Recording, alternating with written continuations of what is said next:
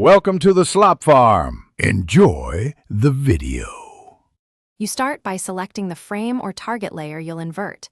Make that selection now so you can see affected fills. Once selected, confirm the element uses editable fills. Vectors and images behave differently.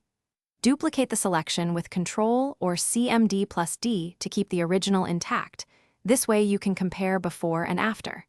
Make sure nested groups are expanded, because hidden fills will not respond. This setup saves time and prevents accidental data loss while you proceed. Next, use an effects-based approach so colors invert non-destructively. Open the Properties panel and expand effects. Create a full-size rectangle over the selection and set its fill to solid white or black depending on the result you want. Then change that shape's blend mode to difference or exclusion. This inverts underlying colors visually. Once done, group the invert layer with the target and clip it if necessary, because mask behavior changes how blend modes apply to nested objects. To finish, preview and export a proof image to ensure the invert looks correct across color profiles. Export a PNG at 1x to check.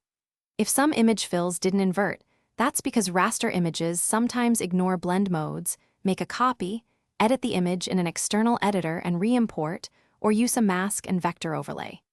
If things go wrong, toggle the invert layer visibility to compare, or delete the duplicate and start again. Keeping the original layer makes rollback easy. Thanks for watching. Consider subscribing if we helped you today.